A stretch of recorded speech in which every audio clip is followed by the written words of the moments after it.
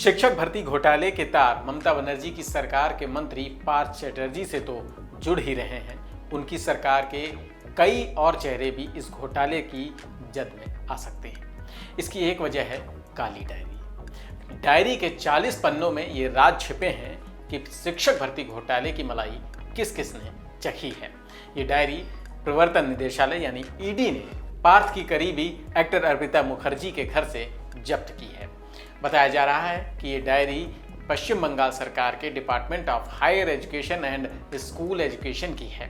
इस डायरी में काफ़ी कुछ लिखा हुआ है। ईडी सूत्रों के मुताबिक ये डायरी एसएससी घोटाले की कई परतें खोल सकती है। ईडी ने शनिवार को ही अर्पिता मुखर्जी के यहाँ छापा मारा था। मुखर्जी के एक फ्लैट से 21 करोड़ रुपए के अलावा बड़ी संख्या में विदेशी करेंसी और जेवरात मिलने की बात सामने आई थी। अर्पिता को इसके बाद ईडी ने गिरफ्तार कर लिया था। अर्पिता ने आरोप लगाया था कि सब बीजेपी की साजिश है।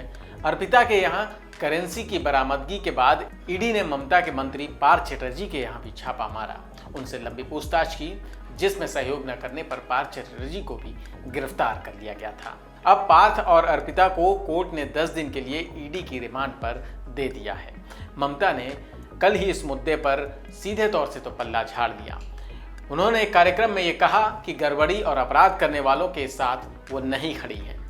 उन्होंने कहा, मैं भ्रष्टाचार या किसी गलत काम का समर्थन नहीं करती।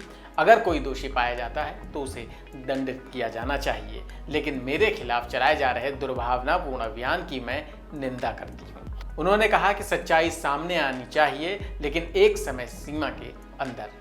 अगर बीजेपी को ये लगता है कि वह एजेंसियों का इस्तेमाल करके मेरी पार्टी को तोड़ सकती है तो वो गलत है। ममता बनर्जी ने कहा, अगर कोई गलत गतिविधियों में शामिल रहा है तो हम में से कोई भी हस्तक्षेप नहीं करेगा, चाहे वह कितना भी कठोर फैसला क्यों न झेले।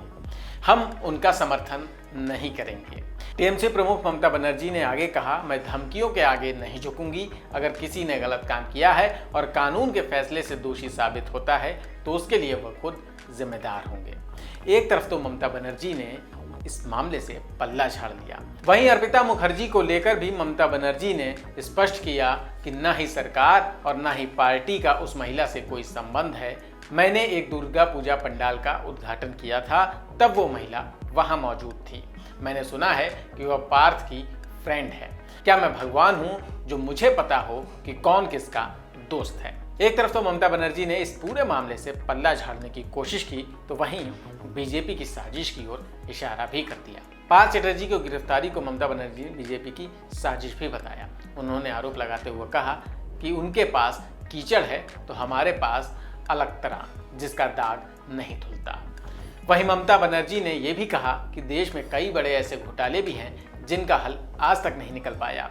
किसी मामले में ट्रायल के दौरान ही आरोपी की मौत हो गई, तो वहीं कुछ केस में फैसला आने में दशक बीत गए। उधर बीजेपी ये लगातार आरोप लगा रही है कि पार्थ ही नहीं, ममता के और करीबी भी इस घोटाले से जुड़े हुए हैं। ईडी की जांच में अब आगे आने वाले दिनों में बंगाल की सरकार के कई और लोग भी इसकी जद में आ सकते हैं। इस खबर में इतना ही। आपकी इस खबर पर क्या राय है, कमेंट सेक्शन में लिखकर जरूर बताएं। चैनल को सब्सक्राइब कर लें। फिर मिलेंगे नई खबर, नई जानकारी के साथ। नमस्कार।